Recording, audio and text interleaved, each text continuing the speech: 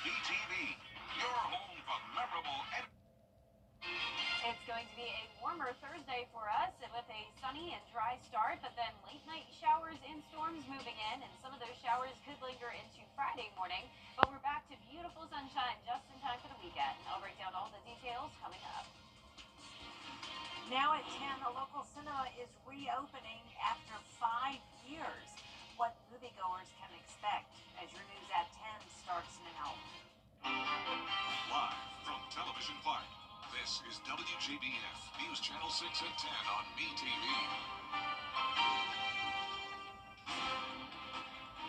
Good evening, everyone. Thank you so much for joining us. I'm Jenny Montgomery. Coverage you can count on begins with exciting news that Thompson Twin Cinemas is getting set to reopen after closing nearly 5 years ago. Hannah McDonald has a closer look at the big impact this little theater has on the community.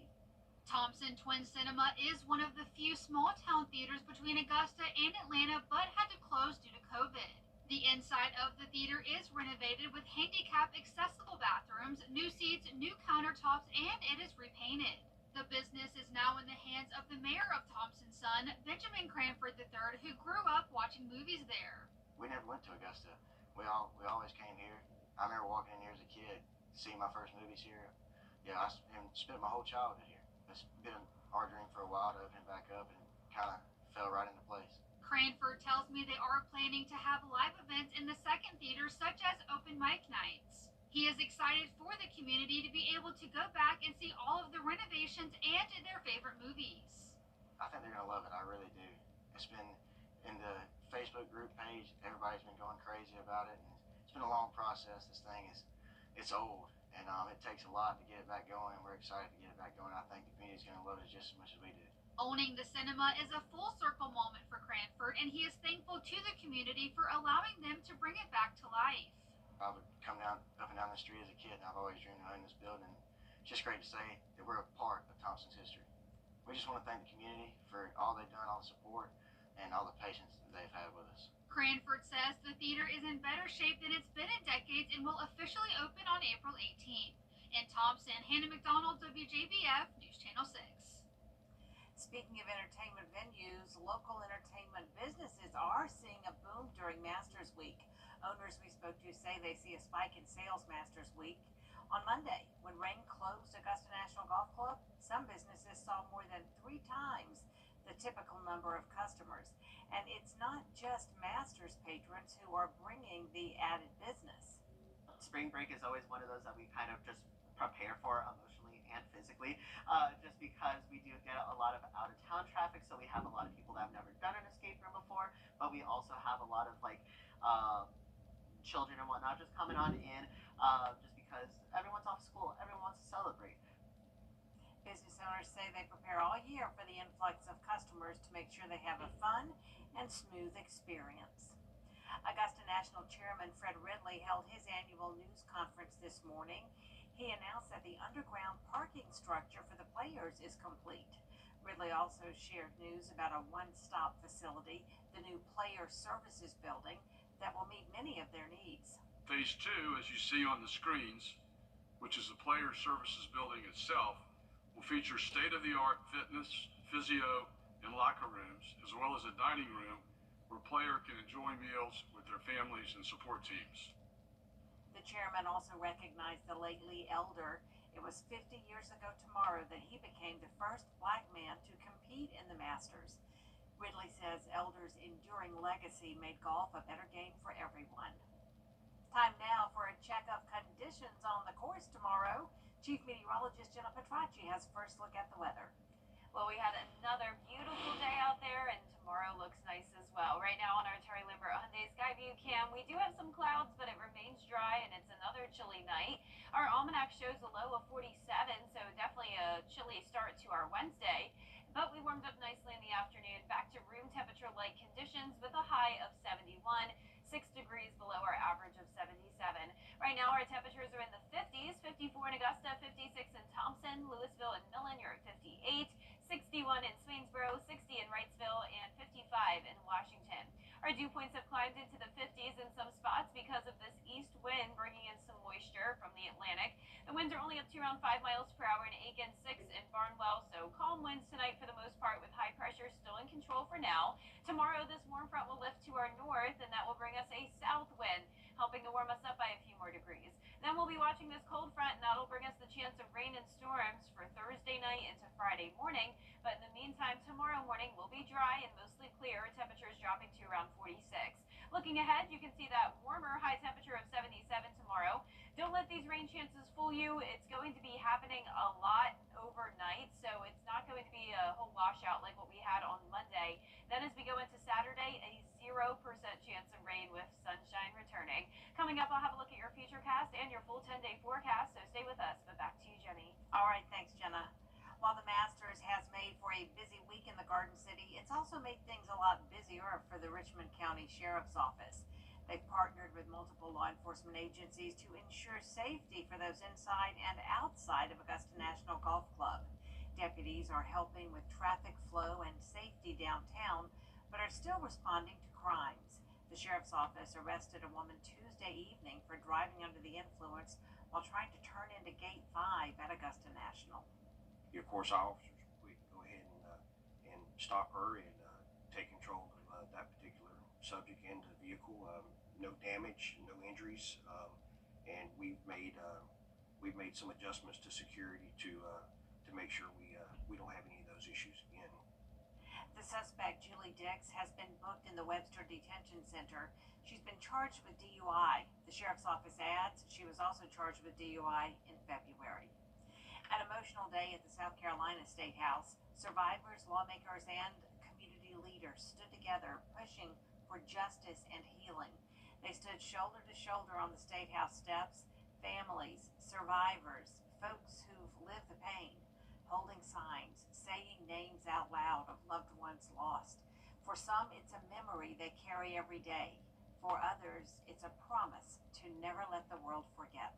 We don't want to deal with the pain by keep being re-victimized, hearing the story over and over and over again. If we know who they are, let's go ahead and get them sentenced. It shouldn't take long. Matter of fact, May of this year will be 3 years since Winston, and I'm still going through the courts. Advocates say they want folks to speak up, support survivors, and hold lawmakers accountable. Today, President Trump put a 90-day... Coming up, a local hospital is helping their workers have a home away from home during Masters. We'll have a story after Jenna's forecast. And it's another chilly night, but we will be warming up tomorrow, and the warmth continues into next week, definitely going back to above average temperatures. But first, we do have a chance of rain to talk about this week. I'll break down all the details right after this break. WJBF News. In the baking. Stop in for fresh baked biscuits, crispy hand-breaded chicken, and char-broiled 100% Angus beef burgers. Is rainy weather putting a damper on your day? Enter to win your very own live Viper 6 umbrella today. Visit WJBF.com and click on Contest and fill out the entry form for your chance to win. Getting your hands on a live Viper 6 umbrella has never been easier. That's right. Lucky winners will be announced weekdays on News Channel 6 at 6. Who knows? It could be you. Sponsored by Busby's Heating and Hair. When quality matters, call Busby's. Trusted since 1945. Now, your most accurate forecast with WJBF Live Viper 6. Welcome back. I hope you had a wonderful Wednesday. The weather was really nice once again today, and tonight is chilly again. Here's a live look in on our Terry Lambert Hyundai Skyview Cam from the Momentum Center in Aiken. We're sitting at 54 degrees, calm winds, dew points in the lower 50s.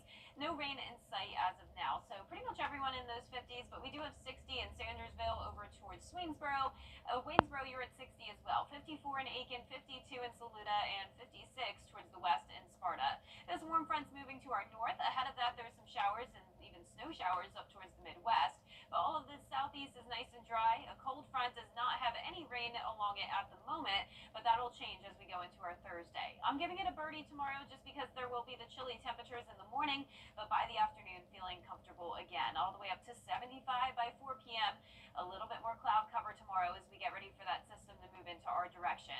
So from Thursday through Friday morning, there's actually a slight risk of severe weather, including parts of the Atlanta metro. For our neck of the woods, it's a marginal risk for just a few of our northwestern counties like Wilkes, Tolliver, Hancock, that really shows how this system will be weakening as it pushes into the CSRA. So tomorrow at 6 a.m., a little bit of cloud cover. Winds will start to come in from the south, warming us up. There's the warm front. And in between the warm and cold front, we have rain and storms.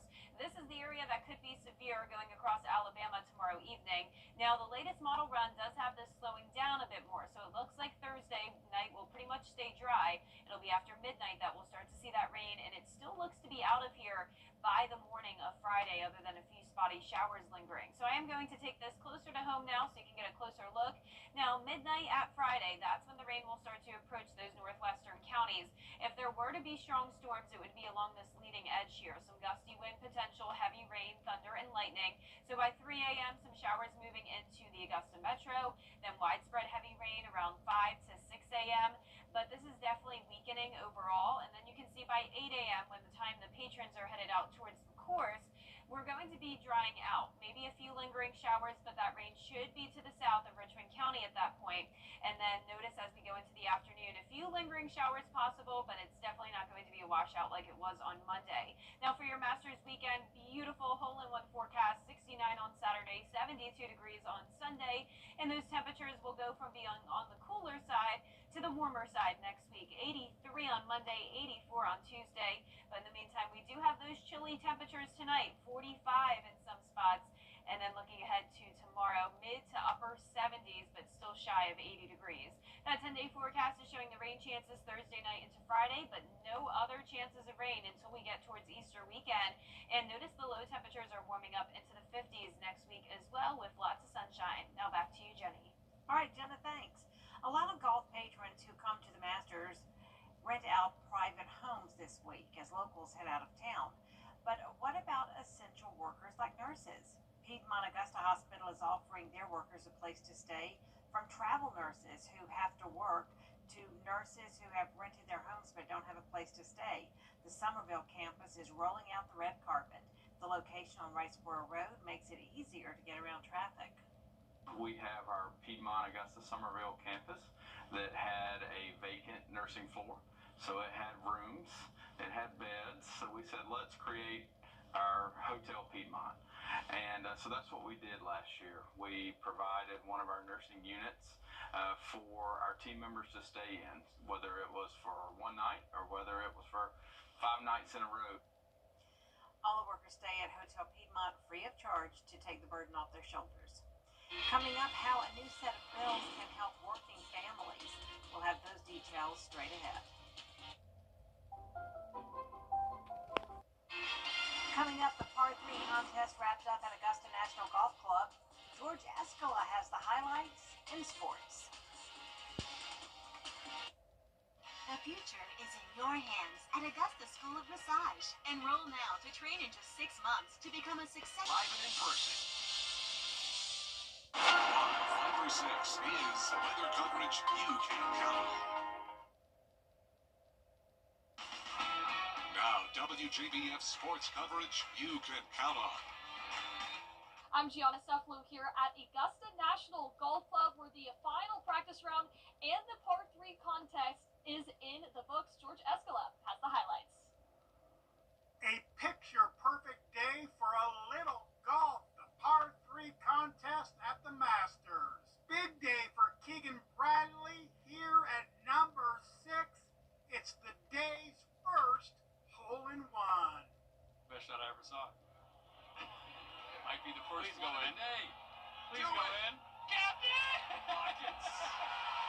There is a lot, and I mean a lot of kidding around at the par 3, and that's not kidding.